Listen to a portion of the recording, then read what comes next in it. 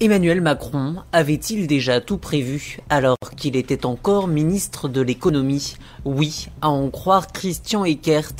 L'ancien secrétaire d'État au budget brise le silence dans son livre « Un ministre ne devrait pas dire ça », publié chez Robert Laffont, où il revient sur son ancien collègue du gouvernement. Lorsque vous le croisez dans l'ascenseur, il vous donne l'impression que vous avez passé 8 jours de vacances avec lui.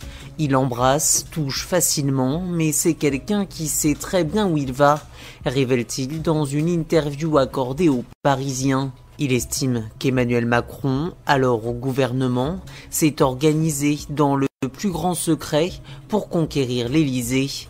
À Bercy, Macron travaillait en fait déjà d'arrache-pied au financement de sa campagne. Il avait déjà mis ses équipes du ministère sur la collecte de fonds, créé son parti en disant « non, c'est juste un mouvement ». À cette époque, c'était tellement gros que je refusais d'y croire, précise dans Le Parisien Christian Eckert. Macron bénéficiait d'un cabinet pléthorique. Il sortait des conseillers de partout, organisait avec sa femme Brigitte des réceptions tout le temps aux frais du ministère, affirme également dans Le Quotidien l'ancien secrétaire d'État de François Hollande.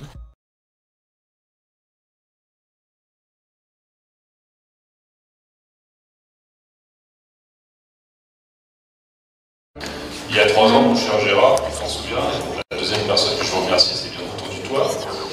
Il y a 3 ans, c'était l'époque où la salle à manger du ministre, qui était Emmanuel Macron, était bien trop grande quand il réunissait les quelques parlementaires dont nous étions tous les deux autour de petits déjeuners pour envisager l'avenir.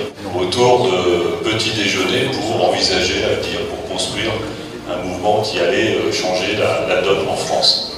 C'est là où on s'est connus. C'est là où on a commencé à travailler. Après, comme Lyon compte beaucoup pour toi, il y avait beaucoup de réunions avec Emmanuel Macron qui se passaient, qui se déroulaient à Lyon. Et c'était un plaisir de faire découvrir, parce que c'est un maire et un ministre et un Lyonnais engagé qui adore sa ville, qui l'a fait bouger, qui l'a fait vivre. Et c'est une ville remarquable.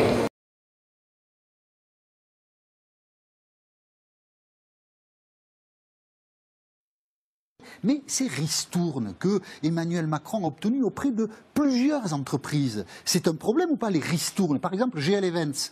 Benoît Hamon a utilisé les services de GL Events, qui a facturé plein pot à Benoît Hamon. François Fillon, plein pot. Mais Emmanuel Macron, lui, il a obtenu des ristournes pour un meeting à la Mutualité, pour un meeting porte de Versailles. Et le patron de GL Events, qui était l'invité de BFM Business il y a quelques jours, il noie le poisson, il dit « mais enfin, il n'y a rien à voir, c'est circulé la campagne, c'est normal qu'on ait des relations commerciales avec un candidat ». Et ça ne tient pas debout, monsieur Olivier Ginon, parce que l'article 52.8 du Code électoral dit très précisément « les entreprises ne doivent pas participer au financement des campagnes électorales ». Et donc, faire des gestes commerciaux, comme le dit le patron de GL Events, c'est faciliter le financement de la campagne du candidat. Il ne peut pas y avoir de gestes commerciaux dans une campagne présidentielle. C'est l'esprit et la lettre de la loi. Et donc GL Events là, d'autres sociétés aussi, ont fait des actes illégaux qui rendent illégal le financement de la campagne présidentielle. Et il y a quand même une curiosité. Dès que le Canard enchaîné sort une ligne sur François Fillon, janvier 2017, le parquet national financier intervient, la mise en examen, la machine se met en branle tout de suite. Qu'est-ce qu'il fait le parquet national financier depuis une semaine?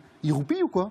Il faudrait se réveiller, les mecs. Il faudrait regarder les comptes et puis article 52.8 du Code électoral. Merci. Voilà, relisez-le.